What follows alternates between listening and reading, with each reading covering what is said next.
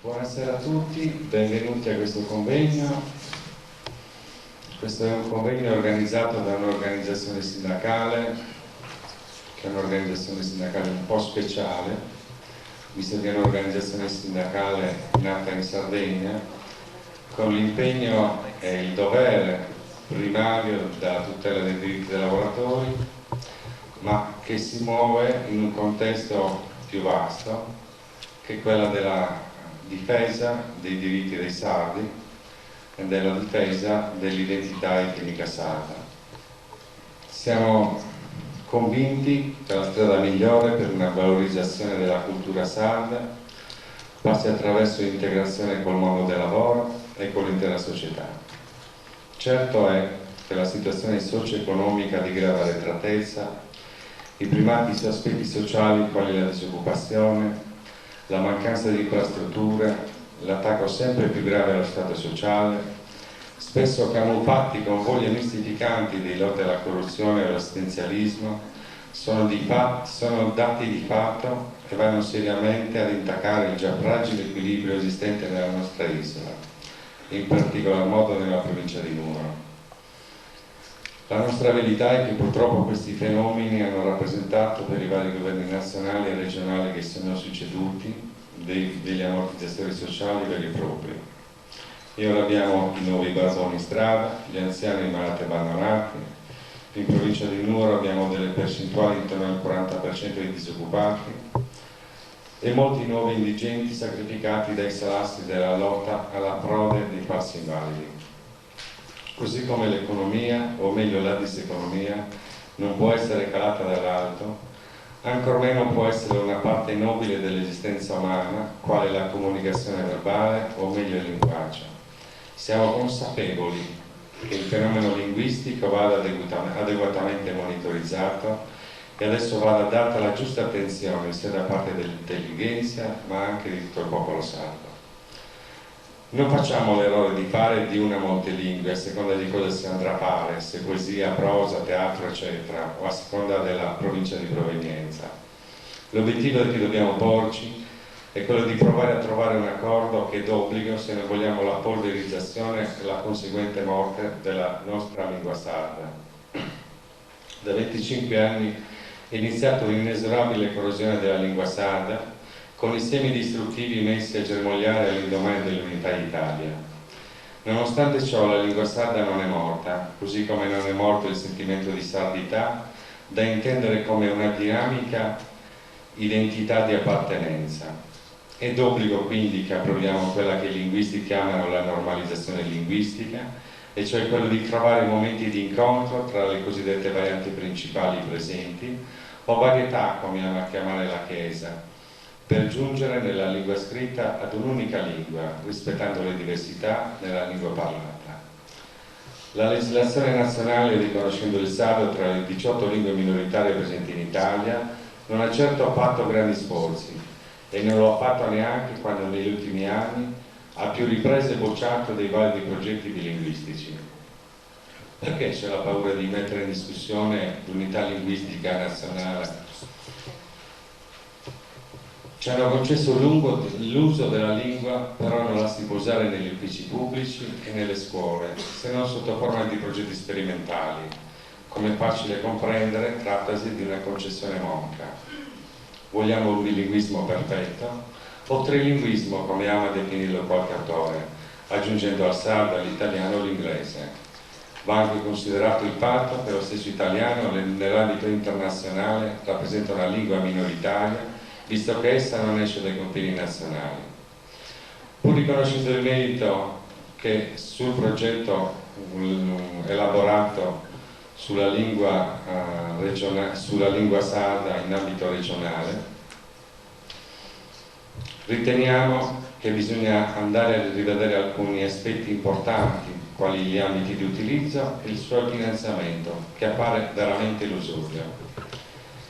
Vogliamo una serie di riabilitazione che veda tutti gli ordini di scuole coinvolti e non solo, ma che vada ad interessare gli adulti attraverso progetti di formazione permanente, desiderosi di apprendere la lingua sarda di tutti i sardos. Tutto ciò a significare che la strada per il riconoscimento della lingua sarda è appena iniziata e la strada maestra è quella del confronto continuo tra i tecnici, che devono decidere e non dividersi, e la gente, con il faro sempre acceso sull'unitarietà della lingua sarda. È in tal senso che abbiamo organizzato il convegno, chiamando i lavoratori ad confronto con personalità del variegato mondo culturale e sociale, e volutamente abbiamo evitato di invitare solo linguisti. Abbiamo tutti noi il diritto dovere, morale prima di tutto, di costruire la lingua del popolo sardo. Un particolare ringraziamento alla direzione dell'Istituto Etnografico Regionale di Nuoro per la gentile concessione dell'auditorium. Grazie. Diamo alcune comunicazioni di personalità che abbiamo invitato e che per diversi motivi non sono potuti venire a questo incontro. Il primo è quello del Presidente del Consiglio regionale. Ho ricevuto il vostro cortese invito e colgo l'occasione per formulare cordiali saluti, Gian Mario Selis. L'altro è dell'assessore regionale affari generali, professor Antonio Loddo. Per gli impegni istituzionali precedentemente assunti sono spiacente di non poter prendere parte al convegno previsto per il 4 aprile e ringraziare per il cortese invito mi è gradito porgere i miei fervidi auguri per il migliore esito dei lavori che prego di estendere a tutti i partecipanti. L'altro è del comandante della Marine Sardegna che ci augura un buon lavoro. E infine il messaggio del Vescovo di Nuoro. Amici carissimi, con vero dispiacere nel non poter godere della ricchezza culturale del vostro convegno a causa di impegni celebrativi già stabiliti, auguro a tutti voi un felice successo dell'incontro e alla nostra lingua madre la gloria che viene dai figli. Buona Pasqua. E ora la parola al Sindaco di Nuoro per il saluto di questo convegno. Signor Segretario della Confederazione Sindacale Sarda, Monsignor Antioco Pisetto, illustri relatori, autorità, signore e signori. Sono particolarmente lieto ed onorato di rivolgervi l'indirizzo di saluto della comunità di Nuoro in occasione di questo importantissimo convegno. E vi ringrazio vivamente dell'invito a prendere la parola in questa sede, perché io sono un convinto sostenitore della categoria dell'appartenenza. L'uomo appartiene alla terra nella quale nasce e nella quale vive, perché in quella terra, nella sua storia, nelle forme della terra, nei nomi dei luoghi, sono nascosti i miti, le idee, i sogni, le speranze, le genti che sono passate. Tutto è contenuto, è stratificato e fuso nella lingua e nel modo di espressione. Nuoro poi si onora di aver dato in Italia un illustre studioso della lingua sarda, anche se sciovinisticamente nuorese, e nel suo libro mette proprio in evidenza come la vita che è stata vissuta nei millenni ha lasciato tracce indelebili nei nomi e quindi anche nello spirito, nell'essenza che la natura rappresenta. Nuoro, dall'analisi statistica che io ho fatto dell'opera di Titao, ha i suoi toponimi piazzati soprattutto nella categoria delle piante selvatiche prima, e poi dei proprietari dei terreni, e poi arrivano gli animali selvatici e poi gli animali domestici, mentre nelle foreste delle quali io sono operatore, foreste per la maggior parte pubbliche, terre pubbliche, questo aspetto della proprietà passa in secondo piano, perché ci sono presenti gli uomini, ma con altre vicende, presumibilmente non tutte felici. Poi l'epoca nella quale viviamo è un'epoca che è esposta a grandi tensioni di cambiamento, e quindi il tempo che passa e l'era moderna sono un fenomeno di appiattimento, di perdita di valori, di perdita della memoria, di perdita di riti, di tradizioni, e di questo sintomo preoccupante c'è un segno tangibile, per esempio nella lingua ostro-sarda che parlano a Nuoro, soprattutto nelle città, dove la terminologia sarda è quasi casuale, presa a prestito e attribuita ad argomenti, a figure, a simboli che niente hanno a che fare con l'origine della parola stessa. Io canto nel coro di Nuoro e sono uno dei muezzin, di quelli che cantano i canti religiosi, e quindi la lingua sarda ha una grande importanza nella fede, perché il popolo di Dio parla con la lingua del posto, perché quando si canta, anche nelle recentissime e tristi occasioni di manifestazioni pubbliche, quando si cantano dei canti religiosi si cantano in sardo. Ci sono tante cose che noi ogni giorno possiamo scoprire e studiare, perché il campo è vasto e l'occasione quindi è buona per ricordare, per mettervi a conoscenza di una forse piccola scoperta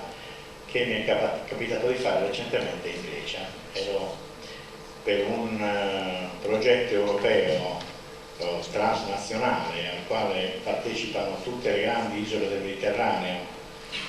e in ristorante ho chiesto del prosciutto, e dopo aver chiesto il prosciutto ho chiesto qual è il termine greco per prosciutto, e mi è stato detto chiromeli, e allora ho capito che Saskirinas, i ricoveri per i maiali nelle montagne, nel sopramonte, ma anche nell'oceano, da tutte le parti, derivano da questo chiros, solo che noi lo scrivevamo koiros e quindi non eravamo, diciamo, capaci di legare il termine scritto all'orale chirina. È stato Monsignor Pietro Meloni che mi ha spiegato, al quale ho illustrato questa piccola vicenda, e mi ha spiegato che questa trasformazione OI in I si chiama itacismo, ed è la pronuncia della eta e dell'OI che ha questa dominante di I, e che fa sì che i termini vengano scritti in una maniera e poi pronunciati in un'altra, e che si tramandino nei secoli e fino ai giorni nostri. Ogni epoca si presenta in uno strano equilibrio, si vive come noi facciamo in un presente, avendo accumulato nel passato valori e difficoltà, ma siamo proiettati verso un futuro, come dicevo prima,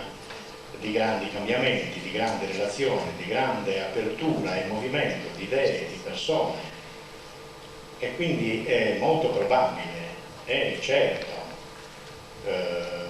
in ogni occasione questo sistema della globalizzazione viene rappresentato come il cimento al quale noi dovremmo sottostare ormai nel nostro immediato futuro, e quindi è chiaro che i nostri giovani si devono preparare a questa forma di cimento, di relazioni e di espressione, ma l'unico modo per poter affrontare alla pari nel senso della padronanza del mezzo espressivo, il presupposto è quello di sapere chi si è, da dove si viene, qual è la nostra storia, qual è la nostra cultura, in modo da poter condividere in questa dimensione internazionale valori autentici alla pari. E la padronanza del mezzo espressivo nella lingua dell'inglese o in altre lingue credo che anche il francese sia quasi una lingua morta ormai nel mondo internazionale, perché è l'inglese che sta assumendo questo ruolo di assoluto dominatore delle comunicazioni. E quindi il tema è questo: per cercare di risolvere un po' dall'inizio, un po' dall'origine questo problema della conoscenza della propria lingua e della relazione con i nostri fratelli europei, al Comune di Nuoro abbiamo fatto una piccola sperimentazione. Da un anno abbiamo lanciato l'attività di formazione dei formatori per insegnare nella scuola materna il sardo assieme alle lingue straniere, in maniera che sia naturale l'espressione e la conoscenza del significato dei termini e dei simboli e dei sogni e dei miti nella espressione locale, per poterli trasferire nella loro ricchezza, ma con padronanza di mezzi comunicativi ai nostri interlocutori. Certo sarà ben difficile giungere, soprattutto nelle città, a pensare direttamente in sardo. Nel pourparlers che avevamo qualche minuto fa con l'onorevole Melis e il presidente Pintus, proprio il presidente Melis ricordava, anch'io non sono bilingue, non sono sardo di lingua materna, sono sardo bilingue nuorese e gallurese, come sia difficile formulare e costruire le idee e i pensieri avendo avuto l'italiano come prima lingua. Quindi questi che impareranno adesso in qualche maniera apprenderanno una lingua sarda che deriva dallo scritto e dalle regole più che dalla vita, soprattutto nelle città. Però questo è il tema, e certamente è importante iniziare un itinerario e seguirlo e sostenerlo con iniziative politiche, con il supporto, con l'ampliamento della sperimentazione, perché diciamo questo itinerario con la costanza dell'attenzione si possa compiere al meglio di ciò che si può compiere. Il tema di un'unica lingua per tutta la Sardegna è un tema molto complesso, molto difficile, molto delicato, però forse noi lo drammatizziamo troppo, perché avendo lavorato in 2 province, ma avendo lavorato con lavoratori di tutte e 4 le province, io mi sono reso conto che quelli che sono padroni della lingua sarda in quanto lingua materna sono capaci di spiegarsi e di comunicare ampiamente in qualsiasi contesto territoriale. Questo mi pare che sia un primo aspetto confortante. L'altro aspetto confortante è che noi sappiamo che in ogni punto della Sardegna gli amanti della poesia sarda conoscono i poeti della letteratura, e questi poeti poetavano in logudorese,